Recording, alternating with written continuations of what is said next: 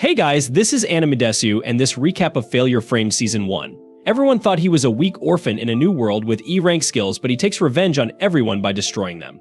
Mimo was a troubled kid who got abused in his own house by his mother's new boyfriend after his father's death. The poor kid got beaten up every day while getting barely anything to eat.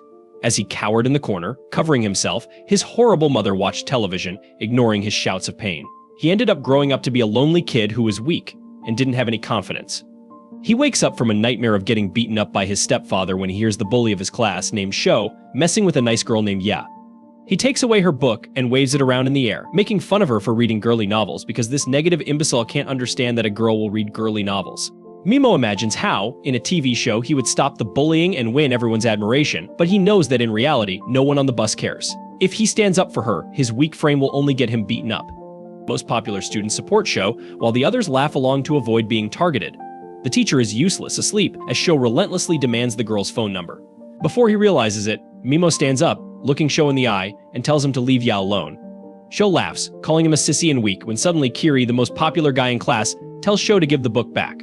Sho obeys and returns the book to the girl, then moves on to bully another nerd, Yasu.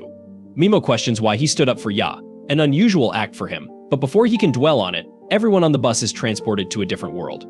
They are all utterly bewildered as they stand in a completely unknown place while a hot goddess stands atop a bridge and introduces herself as the goddess Vizai. She explains that every time the threat of a demon king appears, the kingdom of Alan summons brave warriors from a different world to defend their kingdom. 200 years ago, the demon king almost demolished their entire kingdom, but thanks to some heroes, the demon king was soundly defeated, and the entire demon army was destroyed. Unfortunately, the Demon King has been resurrected, which is why they have all been teleported to this world to fight as the new heroes who will put an end to the Demon King.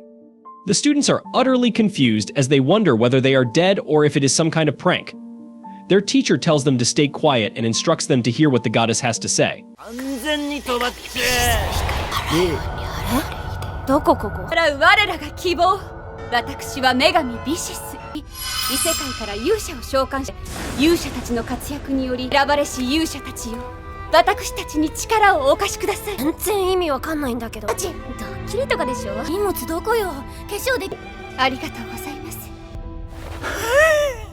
Mimo looks at the old architecture, the soldiers wearing armor and holding spears, and the goddess with the golden eyes before pinching himself to check if he is dreaming.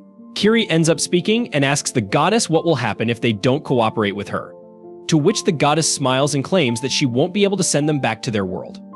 Kiri asks whether there really is a way to go back, and Vizai replies that there is a reverse summoning ritual which can send them back, but to get that, they will have to kill the Demon King, as they will require a special part called the Evil Element, which will only drop if he dies. Sho screams at her for calling them to a new world without giving them a choice and refuses to help, but Vizai goes down on one knee and begs them to help save her kingdom from destruction.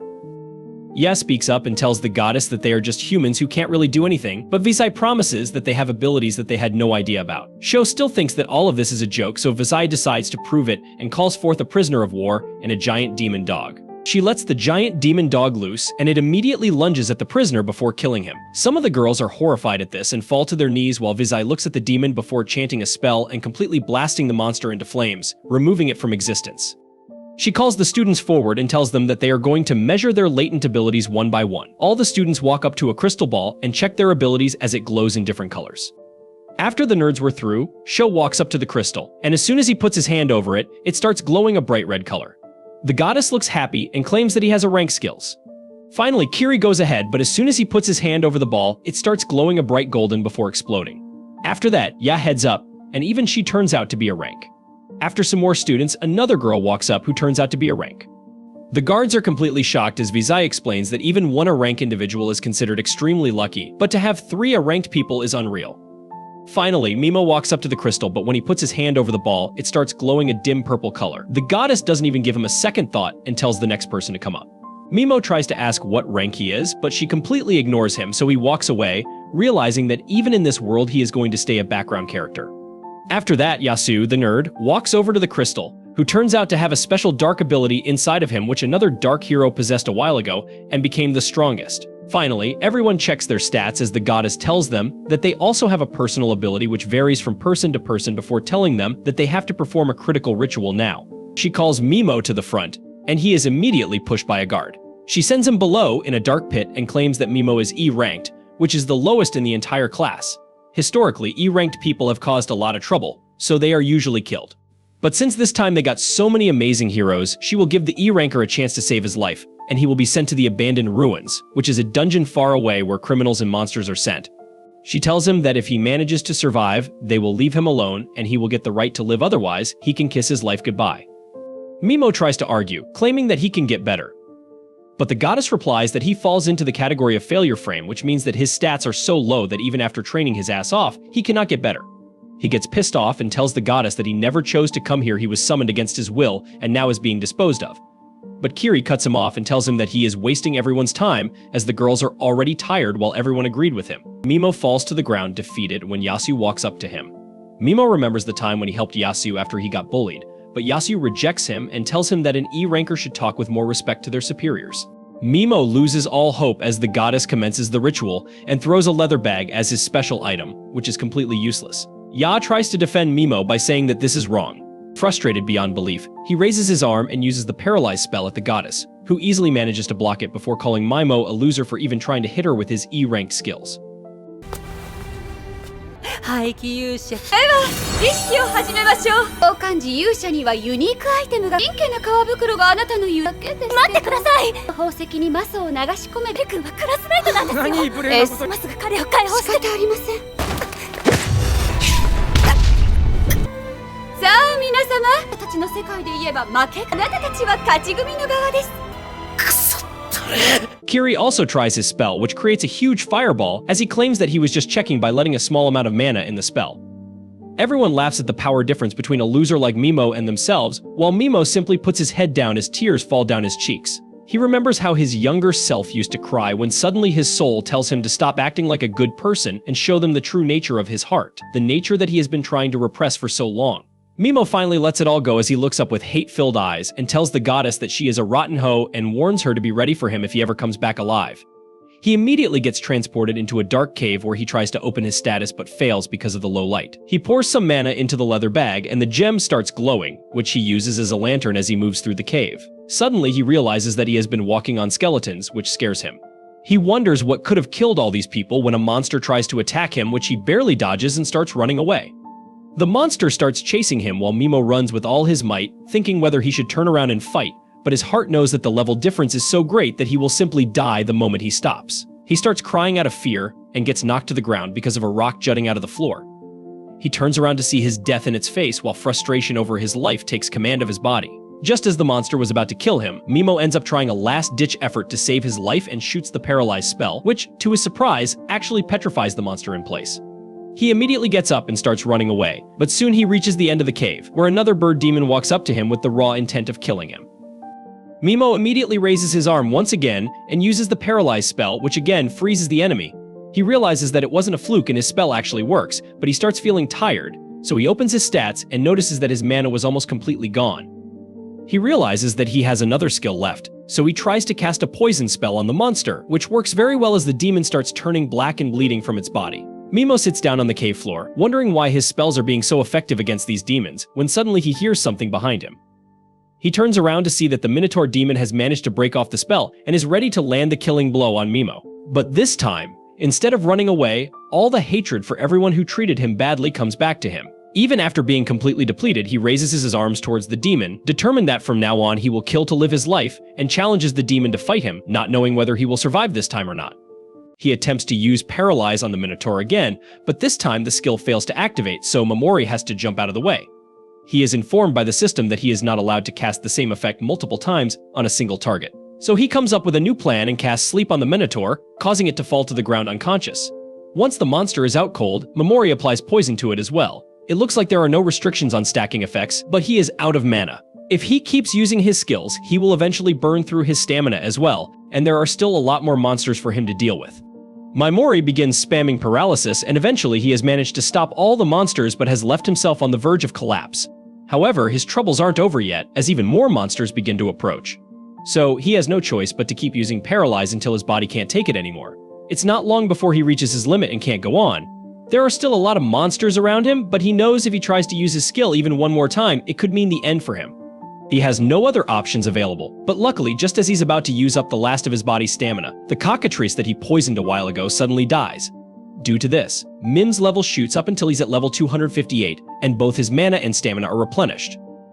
Mamori doesn't understand what happened at first, but then he notices the dead monster and realizes that he must have gained experience because his poison killed it. With his energy replenished, he can keep fighting as much as necessary. As he continues to spam paralysis, his skill levels up, leading him to believe he can upgrade it by repeated use. But he will worry about that later, since for now, he has to make sure he can escape this place alive. With his paralysis now at level 2, Mamori notices that he now has the option to select multiple targets at once. So he does so, and the monsters are all immediately frozen in place. He begins inflicting poison on all the paralyzed monsters, and eventually his poison skill levels up as well. But there are still a lot more monsters here, so that means he can level up even more. Mamori takes a look at his status window, and since he leveled up, his stats are far higher than they were when he first got here, especially his mana, which is now over 8,000. Mana is his only way of surviving this hellhole. Mamori takes a break and sits down while he waits for the poison to do its thing. Eventually, the monsters begin dying one by one, raising Mamori's level even further. By the time he is level 500, Mamori is fairly confident that he can now make it out of the ruins. So, he prepares to take care of the remaining monsters. However, after seeing Mamori kill dozens of them with ease, the monsters have enough common sense to know that they shouldn't mess with him, so they all run off. Now that the area is safe, Mamori sifts through the piles of rotting bones in order to find any loot that he could use. After getting his hands on a cloak and a blade, he sets off to escape the ruins.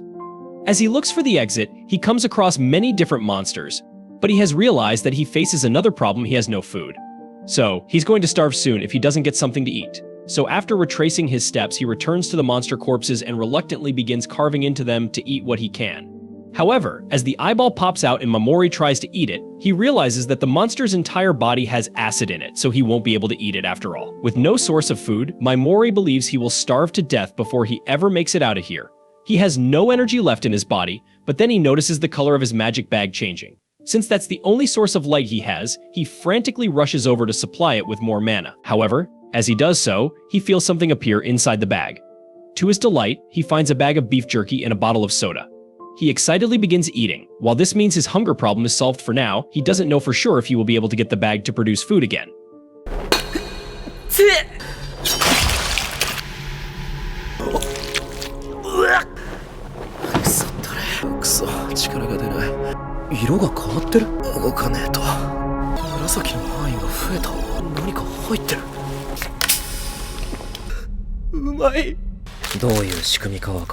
As days continue to pass inside the ruins, Mamori has gotten used to committing mass monster genocide with his skills. But he is worried that he might be losing his humanity because of this. After suffering abuse at the hands of his stepfather, Mamori was on the verge of having his murderous villain arc right then and there. But before he could lose his sense of humanity, he was rescued by his aunt and uncle, who took him in and gave him a sense of normalcy. He learned empathy from them, and he thought he had become a normal person like them. But right now, as he is staring at the mountain of corpses beneath his feet, he feels nothing at all. There's no going back to how he was before, so Mamori just accepts that he's a psychopath now and moves on. As he goes, he comes across another section of the ruins with a floating eyeball monster, but Mamori just takes it out with his poison. As he moves forward, he comes across a door with a magic lock, and upon opening it, he finds a small room with 2 skeletons inside. He assumes they must have been people that were disposed of by Vicious as well, but weren't fortunate enough to make it out alive. He searches through their things and finds a pouch full of gems, so while he feels bad about stealing from the dead, the gems could be valuable, and he could use them once he gets out of here. So, he no longer feels bad about it. He goes through the other rooms nearby as well, and eventually he comes across one that takes a large amount of mana to open, but once he finally unlocks it, he finds a skeleton sitting with a note next to it. The note says that the skeleton was once a man known as Angan, the Great Sage, and he was the former hero of darkness. The same one Vicious had mentioned was the strongest of them all. According to Angan's note, Vicious sent him here by force after she no longer had a need for him as a hero. And while he was powerful enough to make it this far, he clearly couldn't escape. So he left a message to help the next person who could manage to make it this far. Vicious may have said the Demon Lord was evil, but she is just as bad in Mamori's eye, although he can't say he is much better than her either, since his only goal is to get revenge on her, and he doesn't care if he has to destroy the world to do it. As he is looting Angan's corpse, he comes across a book of forbidden arts. It is full of information about recipes for medicine and magic tool instructions that could prove to be useful later, so he decides to keep it. He also finds a scroll of forbidden magic, but he doesn't understand what it says. However, if a great sage like Angen went through all the trouble of keeping it hidden with him up until his final moments, then it must be really powerful. It may even be strong enough for Momori to eventually defeat the goddess if he's ever able to decipher it. Momori continues making his way through the ruins until he comes across a door that he thinks will lead to the surface.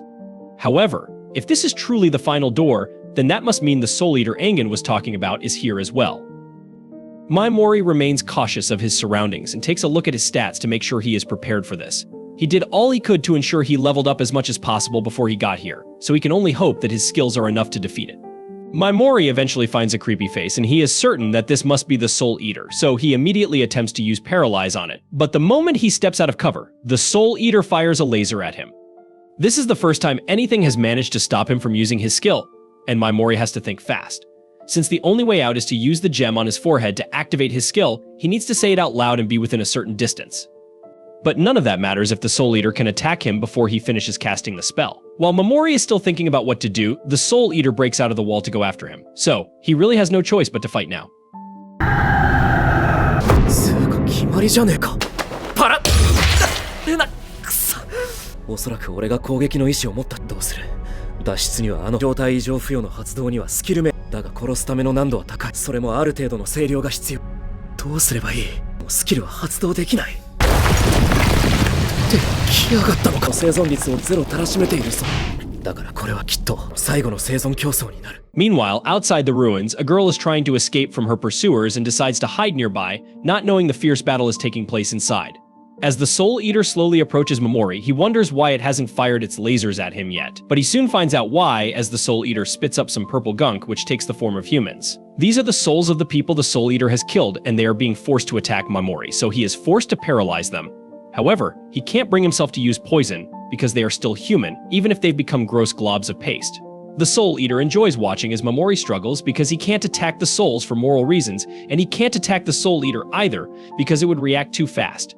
Momori begins breaking down and crying a lot because he says he doesn't want to hurt other people. And he's losing aura by the minute with his constant crime. But as the Soul Eater is reveling in Momori's tears, he reveals that it was all an act. As he paralyzes the Soul Eater, he knew he could never land a successful paralyze on the Soul Eater unless he managed to get it to lower its guard. So now that the Soul Eater is paralyzed, Momori doesn't really care what happens to the souls. If he kills the Soul Eater, and even though he spent so much time trying to become a harmless, law-abiding citizen, all he cares about are the facts. Those soul puppets were trying to kill him, so they could be babies for all he cares. He's still going to poison them anyway. The Soul Eater struggles to move out of frustration that it lost to Momori, and this lets Momori know that powerful monsters can try to overcome his paralysis, but it does additional damage to their bodies. That's interesting and all, but he doesn't want to waste any more time here. So, he casts poison on the Soul Eater and destroys it once and for all.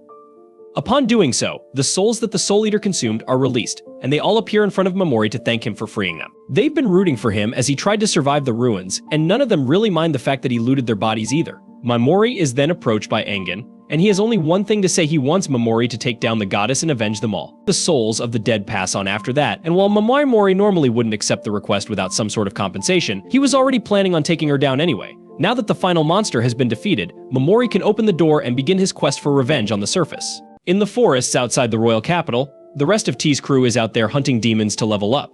Shugo is chasing after a demon dog with a sword. Kiri is burning down monsters with his 6 skills, and he hits level 18 like a boss. Over in another spot, that nerd Yasu, who has a messed up personality, was burning monsters with his dark flames and laughing at their cries. But far away from them, there's this shy and innocent girl named Koba who can't bring herself to kill monsters. But this bully Asagi is telling her that if she doesn't kill them, she's going to lose her life because it's the first test from the goddess. Asagi keeps Koba on a tight leash and says the class is going to fall apart soon with all these selfish peeps formatting factions. Asagi, being a B rank, plans on creating her own crew with the girls who are going to follow her lead. She knows Koba is only a lowly D rank, so she ain't going to be accepted by Kiri's crew or the other powerful factions. Even Ayaka can't take her in, because she is about to die soon. Koba starts freaking out, but Asagi tells her to quit worrying about the small stuff. She just wants Koba to be her cute little pet, and for that, she's got her faction to trap a monster, so she can finish it off easy. Asagi tells Koba she's got to kill that monster and pass Isis's test, or else she's going to end up like Momori. Koba doesn't want to kill any helpless monster, but Asagi keeps pushing her, practically forcing her hand. Eventually, Koba gives in and kills the monster, but that act of violence leaves her feeling crushed. She starts crying, thinking she couldn't help Momori like she wanted to. Ayaka finally snaps back to reality, and that gut pain reminds her how the goddess straight up knocked her out and sent Momori away. She wastes no time and goes straight to confront goddess Isis, who is fronting with her weak-ass acting skills. She tries to play it off, talking about how she was hurt too, sending Momori into danger, but it's just their kingdom's policy. Then she says that the whole ritual to get rid of the weakest crew member is going to keep going, and while Ayaka was knocked out, she already sent those weaklings who couldn't even take down a single demon away too. Ayaka is fuming with hate for the goddess at this point and tells her that her way of doing things is messed up. Isis just laughs it off, saying everyone's got their own opinions, but she ain't going to bend over backwards trying to please them. But then Ayaka comes through with a slick suggestion. As an S-rank hero, she's going to hustle hard and cover for those who can't step it up. In return, she wants Isis to back off on banishing them. Isis actually agrees to the idea and asks Ayaka to shake hands like they're burying the past and starting fresh with a new perspective. Meanwhile, far away from the drama in the dark forests near the abandoned ruins, there's this woman hauling ass trying to escape from a group of nasty bandits. It's hot on her tail, but damn, she is slipping up and leaving easy clues for the bandits to follow. The bandits are planning to let her run wild because they know they're going to eventually trap her and take her down. At the same time, Momori just stepped out of the ruins. He checks his stats and sees his mana skyrocketed to over 59,000, but right now he is more curious about the details of his skills. He finds out he can use his paralyzed skill on specific body parts, not just the whole damn body, and he can even tone down his poison skill to make it non-lethal. He's plotting to test it out as soon as he runs into some demons, but as he keeps moving, he starts hearing squeaks coming from behind the trees. So, Momori peeps a bunch of slimes bullying a smaller slime, and he feels sorry for the little dude. But damn, that little slime got more fight in it than your average bullied kid, and it starts throwing hands back at its bullies. Momori thinks it's the perfect time to test out his new skill, so he paralyzes all the slimes and then hits the bully slimes with that non-lethal poison. He then dispels the poison and paralysis from the bully slimes, making them run away. Then he turns to the small slime and gives it props for standing up against the bullies. Momori tells the slime he's going to release it from the paralyzed state and asks it not to attack him. He sets the slime free and keeps on moving, but the slime starts following him instead. 俺をスライムってやつか。ダメだろそれじゃ。パラライズ、ポイズン。でこっちが解除か。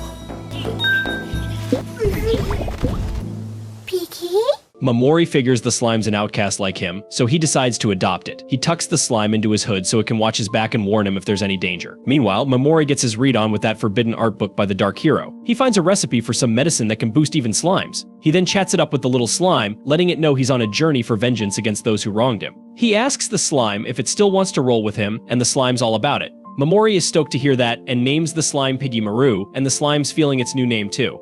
Momori keeps on walking like a boss when out of nowhere. He gets surrounded by the bandits who are after that mysterious woman. These bandits are trying to tire her out, but on the way, they picked up some other presents and ended up here looking for some fun. The bandit leader tells Momori to hand over all his valuables and maybe they won't mess him up. Momori is terrified now because the bandits look scary as hell, and he ain't never fought no humans before. The bandits start arguing about whether they should hurry up and catch that girl or waste time with random nobodies, and Momori sees his chance to dip out of there.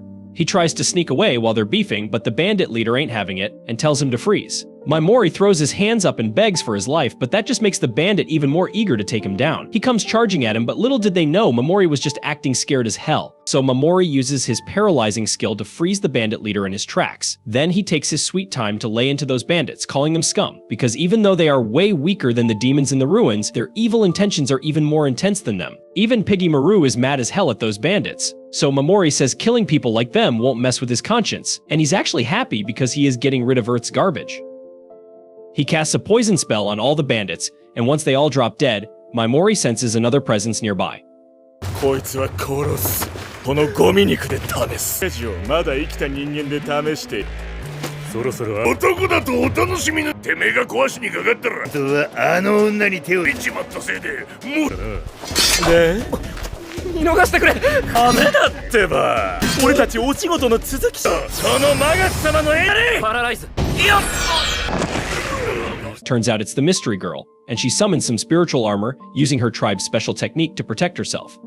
She can feel Momori's presence too and knows someone really powerful is close, but the vibe he's giving off is kind of uncertain. Now, the girl ain't taking any chances, so she starts swinging her sword around, cutting through a bush where Piggy Maru was hiding. Just then, Momori sneaks up behind her and freezes her in place. She stutters and asks what he wants, and he says he just wants info because he is new to the area and knows nothing about it. The girl asks about the 4 bandits, so Momori wonders if they are her crew. She denies it, and he believes her because she ain't using that same evil intent like those scumbags. He removes the paralysis just from her head so she can talk freely, but he warns her not to pull any funny business or he'll straight up end her. Mamori steps in front of the girl and keeps it real, saying he doesn't trust nobody, especially not strangers he meets for the first time. Before he can start grilling her, the girl asks what happened to the 4 bandits.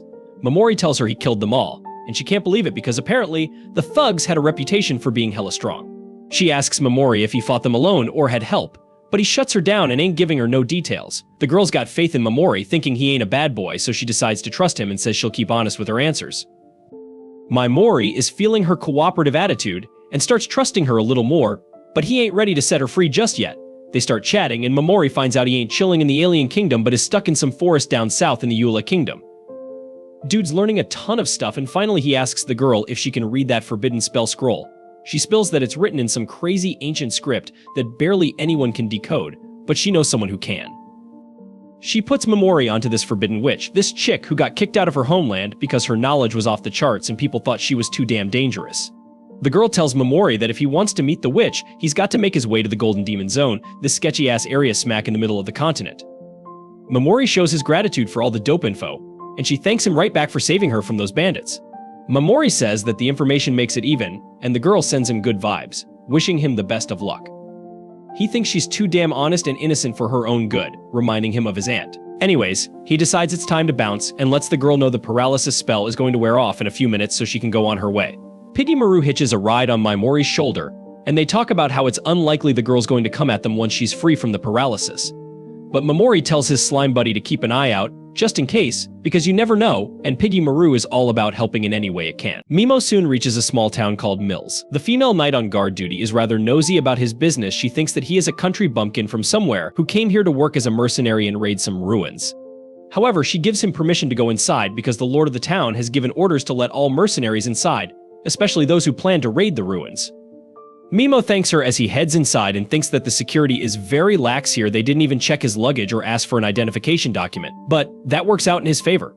He soon reaches an inn where a grumpy old man receives him. He is not friendly to Mimo initially, but just as he shows him a silver coin, the man begins acting like his personal attendant. He asks for his name, and Mimo adopts the fake name Hattie to stay at the inn. At night, he takes a walk around the town and finds that it is quite peaceful, even though there are a lot of outsiders and mercenaries here. He notes that they have all the shops one would expect from a town of this scale in an Isekai anime, and there is also an adventurer's guild. Once Mimo collects all the information he can, he heads back to the inn and eats some food. He keeps pretending that the food is delicious, even though it is not to his taste. He keeps his keen ears pointed at the drunk men sitting at the table beside him, so he can gather some information about this world. The drunk men are talking about the strongest knight orders on the continent. One of them talks about the holy knights under the Mad Emperor Falcon, who have never lost a war. Other men name other popular knight orders and believe that the magic knights of their Urza kingdom are not inferior to them in any way. However, all the men unanimously believe that the strongest knight order on the continent is the Black Dragon Knights, who burnt down the holy kingdom of Nia in record time. They begin fanboying over the strength of the Black Dragon Knights, who also have the strongest hero killer in the world among them. Mimo has heard enough, so he takes his leave and takes along some food to feed his pet slime, Piggy. While the slime is eating rice, Mimo begins formulating a plan for the future. He thinks that first, he should find the person who can read the forbidden magic spell for him. He recalls that the girl in the forest told him to meet the forbidden witch in the Golden Demon Zone. Before that, he plans to use a strengthening agent to increase Piggy's strength. Suddenly, he recalls that the drunk men were also talking about a newly found layer of ruins in their territory, which has attracted mercenaries from all over the place, and the town is thriving. Mimo thinks that he can find the Skeleton King's bones in the ruins, which are the most important part in creating the strengthening agent. So the next morning, he joins the rest of the mercenaries who plan to raid the ruins. They are greeted by Marquis Creed, who is the lord of this region. Creed tells everyone about a new layer that has been found in the Mills ruins and declares a reward of 300 gold coins for anyone who discovers the ultimate treasure of the ruins, called the Cup of the Dragon's Eye. He promises to buy all the loot from the dungeon at a high price and tells the mercenaries that they can keep the drops from monsters to themselves. The registration process starts with that. Mimo's attention goes to a douchebag noble called Flash trying to hit on a girl who has covered herself with a hood. She asks him what he wants, and Flash remarks that her voice sounds like a certain leader of the Holy KN army of the ruined kingdom of Nia. His words create a wave of gossip among other mercenaries, who wonder if the Night Princess of Nia is really here because she has a huge bounty on her head. The douchebag keeps flirting with the woman aggressively, telling her that even her jugs are the same size as the elf princess who once refused his offer to have dinner with him. The woman tells him that he has got the wrong person, so he asks her to remove her hood and prove that she is a human and not an elf. He is confident that once he takes off her hood, her pointy ears will reveal that she is an elf, and since he already recalls the face of the elf princess, he will be able to claim the bounty on her head. However, when he removes the hood, the girl has normal human-shaped ears, and Flash is taken aback. した記憶はありませんが。ご尊顔はすっかり記憶に。実を言うと僕はかつてただせっかくこの僕にもそんな風にお高く止まった豊かに実ったその節だらで剣の方はどうなんですかね。どうだ天候の文句どうだ。あれ After that, Mimo heads to the store to buy some equipment, but he crosses the hooded girl, who recognizes him.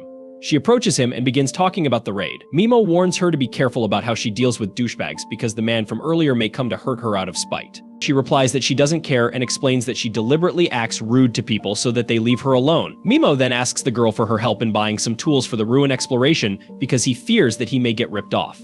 He promises to pay her for her services, and the girl gladly takes the offer because she is in need of money. She shakes hands with Mimo, introducing herself as Mist, and he realizes that it is a fake name. He introduces himself as Hattie too, but explains that he also has some circumstances like her, which is why he is also using a fake name.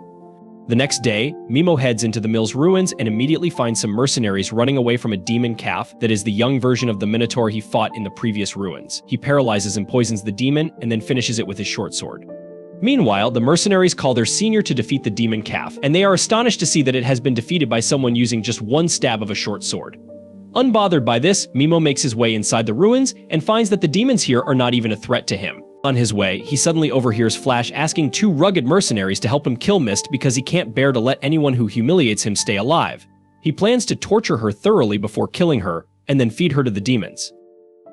Mimo is disgusted by the way the filth of this world thinks, so he comes out of hiding to deal with them. Flash and his underlings get ready to finish him, and Mimo tries to test them by apologizing and saying that he will keep everything he heard a secret. Flash has no intention of letting him lie, but just as he attacks, Mimo paralyzes him and his goons. He poisons them while they are paralyzed, and it feels oddly refreshing to rid the world of filth like them. Mimo starts walking away, and Flash curses him, saying that he will get his revenge, but Mimo was leaving them alive only because some powerful demons were heading their way anyway. The demons eat the paralyzed jerks, and Mimo heads deeper into the ruins without any weight on his consciousness.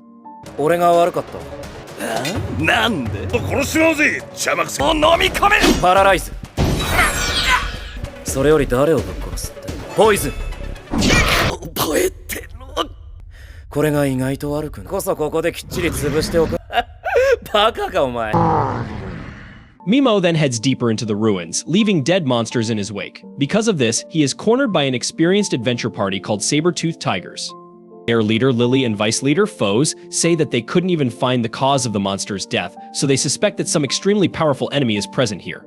That is why they are planning to return to the surface to ensure their safety, and they only stop Mimo to ask if he would like to come with them. He thanks them for their concern and keeps going ahead. He thinks that if he kills more demons and leaves them scattered, even more mercenaries will get out of the ruins, and he will have better chances of getting what he wants. Eventually, he reaches the room where the dragon's eye cup is placed. Mimo notices a dragon statue behind it and has seen enough anime to know that the thing is going to attack him if he takes the cup. So he paralyzes and poisons it in advance and then takes the cup. As the monster dies, just as he turns around, he finds Mist there, who is surprised to see that someone reached the room before her. She says that sleeping for a couple of hours cost her the grand prize, but to her surprise, Mimo has no problem handing over the cup to her. Mist is flabbergasted and asks what she should pay for it, but Mimo tells her that she can keep it because the persona he is wearing right now is extremely naive and susceptible, especially when pretty girls are involved. Mist can't take something worth 300 gold coins for free because it hurts her honor, but Mimo keeps telling her that he doesn't need the cup or money. He begins fiddling with the platform and opens a secret passage leading deeper into the dungeon. He tells the girl that what he wants is deep inside the next floor, and he used the recruitment offer just to get here. Mist suddenly offers to be his bodyguard to the next floor as a way to pay him for the cup. She is insistent that she will be helpful to him, and after thinking for a while, Mimo agrees to take her along. He lays out two conditions. Firstly, she will not poke her nose into his personal circumstances, and secondly, he cannot guarantee that they will come out of the ruins soon. Mist immediately agrees and swears to protect him, even with her life. They soon run into a creepy plant monster with golden eyes, and Mist makes quick work of it with her sword skills. Mimo applauds her and then asks her about the golden-eyed demons. She replies that the golden-eyed demons are said to have a lot of experience points and help heroes from the other world level up quickly. She also adds that otherworldly heroes can't get experience from killing humans and thus need to keep killing demons to level up. Mist explains that it is said that a special magic element released by the Demon King is what turns normal creatures and demons into golden-eyed variants, making them more powerful and ferocious. This makes Mimo think about Kiri, the golden hero, and he gets an eerie feeling that his power may somehow be connected to all this. Soon they come to a resting zone, and Mist says that she feels the presence of a monster nearby. Mimo realizes that it must be Piggy, so he brings the slime out and introduces it to Mist. They immediately become friends, and then Mimo asks her to take a nap because she badly needs it. She reluctantly agrees and lays on the bed, when suddenly Piggy starts dancing in front of her. Mist is distracted, and using that chance, Mimo puts her to sleep with his skills. To his surprise, Mist suddenly glows and returns to her normal form, which is that of an elf. Mimo always had a hunch, but now he is certain that Mist is actually Cyrus, the Princess Knight of the Holy Kingdom of Nia. Far away from them, in the forest where Mimo killed the 4 bandits pursuing Mist, the leader of the Black Dragon Knights is looking at the scene of carnage. He believes that Mist defeated the 4 powerful bandits herself and thinks that he will have fun fighting her the next time they meet. The next day, as Mist wakes up, her transformation skill automatically activates, making her look like a normal human. She panics, thinking that Mimo might have seen her, but feels relieved when she sees him sleeping on the floor. Piggy comes up to her and starts squeaking, and Mimo takes this as a cue to stop pretending to be asleep. They start their journey into the dungeon after that. Upon sensing the entire floor rumble and shake, they decide to run away. Suddenly, a giant monster breaks through the wall next to them, and Mist recognizes it as the Skeleton King. Mimo can tell that it is the boss monster of this dungeon because it is much stronger than any demon they have faced. However, Mist knows that the odd-looking bone under its chin is its weak point, and if they just break it, they will win. Mist believes that normal mercenaries stand no chance against the Skeleton King, but together they might. The Skeleton King seems to consider Mist a greater threat than Mimo, and he has no problem with that. Mist suddenly starts activating her power, telling Mimo that she needs to use it to defeat the boss monster, but also needs to keep it a secret from the world. She asks him to keep her secret as a special armor appears on her body. The Skeleton King begins charging an energy blast, and Mist tells Mimo that in case she can't beat it, he should immediately run away. However, he takes action before her by paralyzing the boss monster with his skill. Mist is confused, but as Mimo casts a poison spell on the demon, she suddenly realizes that he is the man she met in the forest. Soon, the Skeleton King dies because of the poison, and Mimo gets the bones needed to create the strengthening potion.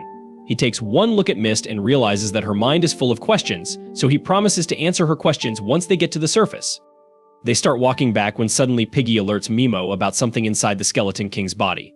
Mimo begins searching for it and finds a small bundle inside the demon's chest cavity.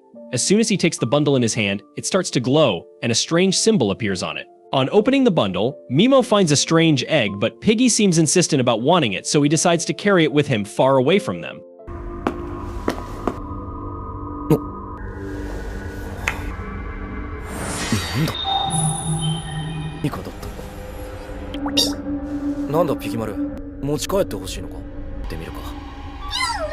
Mimo's classmates have also entered their first dungeon. Some students run away as skeleton knights begin chasing them, while a girl sits on the floor and cries over her severed arm.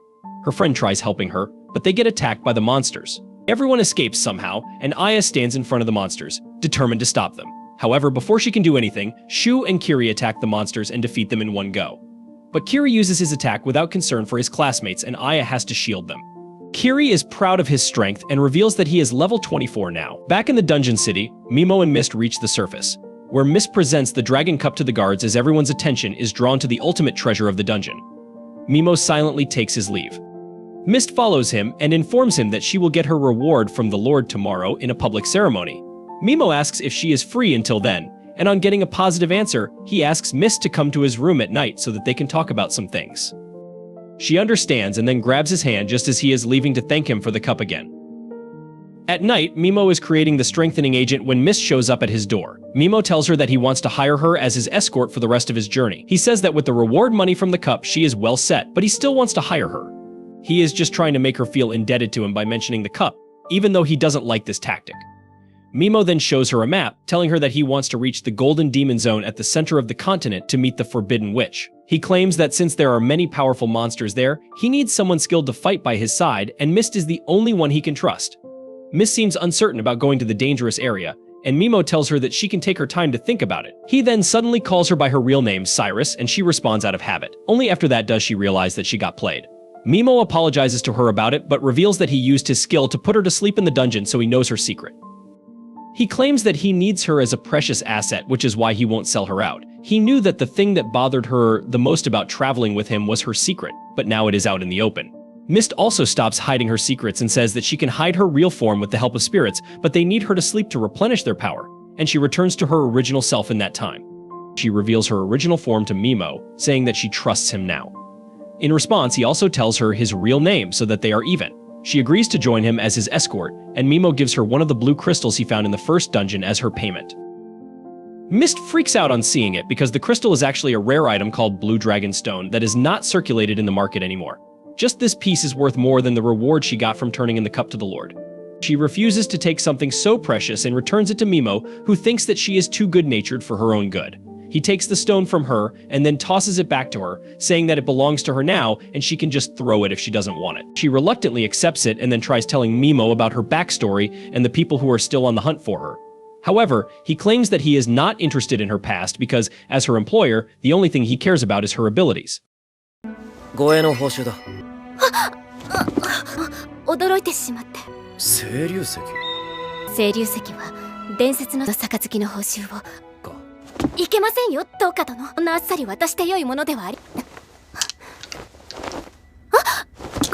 報酬として少なすぎる。わかりました。The next day, as they have breakfast together, the people in the inn begin saying nasty things about them. Mimo tells Mist to ignore them and then asks what she knows about forbidden spells. She tells him that it was Goddess Vizai who banned some ancient spells and classified them as forbidden spells. Mimo thinks that if the goddess banned them, the spells might be dangerous for her. He thanks Mist for the info and she blushes because it is the first time he has thanked her openly. After that, Mist leaves to get her rewards while Mimo goes to the forest to enhance Piggy with the strengthening medicine.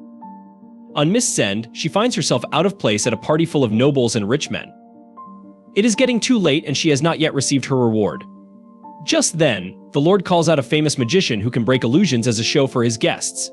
Mist is worried that she might be caught, and seeing that she is late, Mimo also begins suspecting foul play. Back to his classmates, Aya visits Goddess Vizai to inquire about treatment for the girl who lost her hand. Vizai says that she healed the girl only because she was a B-rank hero. She then asks Aya if she is not joining Kiri's group and tries to manipulate her into thinking that it is selfish of her not to partner with another S-rank hero despite being attacked. Aya stays firm and says that she cannot work with Kiri at the moment. She swears to fulfill her duties as an S-rank hero herself, and on hearing this, Vizai says that she will let all the students who could not pass the first trial stay with her so that she can train them. Aya panics and reminds the goddess that they made a deal that those students would be left unbothered if she fought on their behalf. But the goddess says that she got an order from the king, so she has no choice. She tells Aya that if she doesn't take the losers with her, they will be disposed of, and Aya has no other choice but to accept Vizai's order. Now on Mimo's side, he thinks that either Mist has betrayed them and run away after receiving the prize money or something has happened to her. The first option seems unlikely, so he decides to meet her. On the way, he hears people talking that the girl who got the cup turned out to be the wanted elf princess. They say that she ran into the forest after her secret was discovered, but it won't save her because the Black Dragon Knights are on her trail. Just then, 3 dragons appear in the sky and head towards the forest where Mist is trying to run away. One of the Dragon Knights attacks her, and Mist first tries to use her spirit magic to bring it down with an aerial slash. She enchants her sword to defeat the 2nd and the 3rd Dragon Knight, but she is tired from fighting them despite them being low-ranking knights.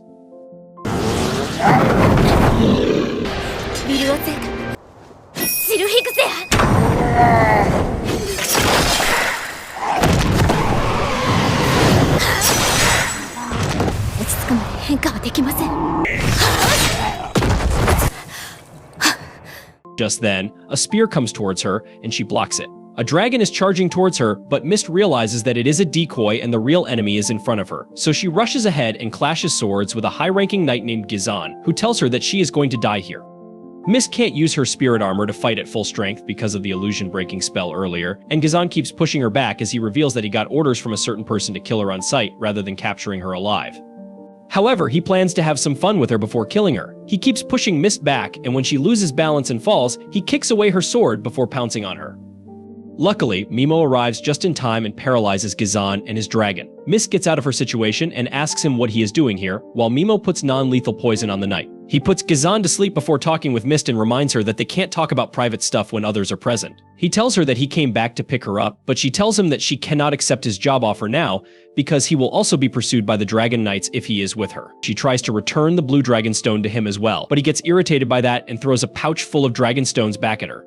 Mist is perplexed on receiving it, and Mimo tells her that he cannot find a better escort than her and neither can he be bothered with trying. He then abruptly asks her to undress, and Mist wonders if she heard that right. Mimo then moves towards Gaizen and removes the sleep spell before asking him who the hell sent him to kill Mist. Gazan looks up at him, wondering when he would die, but Mimo promises him that if he reveals the truth, he will be spared, and Mimo would remove the poison spell. Gazan decides to reveal the secret, as he also wants to see how the elf princess would react to this. But before he could say anything, Mimo senses danger and pulls Mist away as a huge sword smashes into Gazan's head.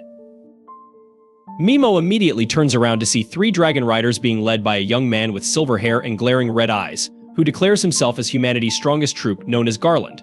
He descends with all 3 of his companions and introduces their unit as the 5 dragon riders. Gazan used to be a part of them as well, but he spoke too much, and that's why he had to die. One of them seems to be a bit more flamboyant than the others with his styled haircut, while the other wants to cosplay as a pirate and tells Garland that they should use her as a ball and toss her around on the field before killing her since the king himself ordered her to be killed on sight. The flamboyant one tells the pirate to shut up, as the king wants the corpse to look as beautiful as Mist looks in real life. While Mist is horrified at what these men are saying, she takes out her sword, claiming that she won't die so easily. But the guys don't take her seriously, and Garland tells her that he would give her a chance to win a duel against him if she wins, he will leave her alone. However, his eyes immediately turn towards Mimo, as he is more interested in this strange foreign man than the elf princess himself. Mimo realizes that his life is hanging by a thread right now, as he can feel the power that this man has, which is 100 times greater than the Soul Eater who gave him a run for his money. He still smirks for some reason and asks Garland whether they can have a chat. Garland asks his name, but Mimo gives out his fake name, which Garland immediately recognizes and gets even more interested. The pirate seems dumber than a rock and asks why Garland is so interested in the boy, but Garland replies that this boy is not trembling in front of the dragon riders and even wishes to have a conversation with humanity's strongest man. Mimo realizes that he needs to play his cards right if he wants to survive this ordeal and asks Garland whether he simply wants to fight the strongest enemies he could find on Earth to satiate his battle hunger. Garland acknowledges the truth but claims that not many enemies can give him a good fight. Mimo then asks why he doesn't fight against the goddess Vi. Garland claims that the goddess is indeed strong, but their kingdoms have a peace treaty. However, if it ever came to war, he would love to fight the heroes she summoned from another world, as they are supposed to be incredibly strong. 先ほどまでは思っていたのだが、なぜか今はセラサーシュレイ喉元へ刃を突きつけられている人類最強死人ガートランド。貴様、何を笑っている？なあ、死人ガートランドは貴様の名前を聞こうか。ハティスコルだ。まあな。一体あの少年の何が？ご粒子を前にしてもあれは怯え、何か仕掛けようとしている。下手に動けば私に瞬殺。幕引きにはまだ早い。焦るな。選択肢を間違え。Mimo smiles while Garland gets bored of Mist and tells her that he doesn't want to fight a weakling like her and asks her to simply drop the sword and accept her death. Mist refuses, obviously, which annoys the white-haired knight. But Mimo decides to sweeten the deal and tells Garland that if he wants to fight a strong foe who can actually go toe-to-toe with him, then Garland should choose him as his new opponent, as he is a hero from another world. Everyone is shocked to hear this, including Mist, who had no idea about it. Garland laughs, claiming that he knew something was different about him. He asks why the hell a hero is roaming around in the forest so far away from his kingdom, and Mimo decides to spill the truth, as he knows Garland will know if he lies. He reveals to Garland that the goddess considered him to be of a different class from the other heroes, and that's why she separated him and sent him away. There was not a speck of lie in there, but as expected, Garland thought that Mimo must have been a very strong hero and that's why he was allowed to go alone. Garland asks what Mimo wants from him, and Mimo replies that he wants to postpone their match for now. Garland laughs and asks what he will get in return. Mimo replies that he will train and become stronger than anyone, even the goddess herself, and then he would come back to meet Garland in an all-out death match. Garland laughs like a sociopath at this and claims that he would love to see that one day. He tells Mimo that he is free to go on his way, and even the dragon riders will leave once they deal with the elf princess. Mimo's face changes, and he tells Garland that he can't let them do anything to Mist, as he needs her to help him get stronger. Garland laughs once again, claiming that he will allow that as well, as he really wants to fight him soon. Karen tries to speak against this, but Garland tells him to shut up if he wants to stay alive, and soon they all take flight. Garland tells Mimo to get strong before his patience runs out. Mimo smiles and bids him farewell as he waits for them to come within the exact range he wanted them to be in and immediately uses his paralyze spell on them. Garland realizes that something is wrong, but it's too late. Soon enough, all the dragons and their riders fall to the ground one after another while Mimo laughs at them, claiming that this is not some heroic tale where people honor their words. 悪いなセラス。外で道草を食っているグリムリット。大像をはるかに超えた良き部。再び相まみえるその時を。俺たちをどうにか死人に見逃させること。つまり射程圏内。どうか。パラライズ。さすがだよ。人類最強。てめえらとの因縁をそこまで長さ綺麗な物語じゃないんだ。これは復讐の物語だ。手に排除。字幕はな。This is his gritty story of revenge against the world, and he doesn't care how he achieves it. Garland struggles on the ground, angrily asking what the hell Mimo did. Mimo doesn't even care to reply and uses poison on all of them, killing them immediately. But Garland still keeps struggling even after being hit by the poison spell, which reminds Mimo of the Soul Eater, the only other monster that managed to move a little while being poisoned. Garland is much stronger though, as he picks up his lance to throw it at Mimo but ends up falling down out of exhaustion. Suddenly, an alarm is sent for backup and a huge horde of dragon riders arrives. Garland tries to bark orders at them, telling them to keep their distance and kill both Mimo and Mist, but the dragon riders are too shocked to see the strongest four, including their leader Garland on the ground, dead or dying. Mimo tells Mist that she can run away while there's a chance, but she tells him that she is his bodyguard and will stay by his side. Mimo smiles and immediately connects with Piggy, thanks to his newly learned ability. Soon, Piggy emerges from Mimo's back and sends a bunch of tentacles towards the flying dragon riders, increasing Mimo's range as he uses his paralyze spell on them. Soon, it starts raining dragons and humans as they fall all around him, but he decides that he is going to use these men as lab rats, so he uses different spells on them to try them out. He uses the Berserk spell on Karen, who immediately gets mad and starts calling the manager before using the darkness spell on the pirate, making him actually blind as he struggles to see what's going on. After he is done with everything, he simply leaves them to die and paralyzes them once again for good measure. Suddenly, he realizes that everyone is dead, but Garland is still somehow surviving, which truly shocks him. He walks up to him as he takes his final breath and collapses on the floor, finally dead. After that, Mimo and Mist walk into the forest, knowing that at least no one will be following them. But Mist claims that there might still be the Black Dragon Rider known as the Hero Killer who must be after her. Mimo suddenly remembers that he killed someone like that, which truly shocks Mist as she wonders how strong this man is. She pledges her loyalty to him and promises to stay by his side through any kind of trouble, while he promises to pay her back in kind.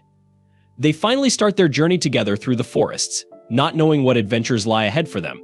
This is the end of Failure Frame Episode 6. Thank you so much for staying on this channel and watching our videos.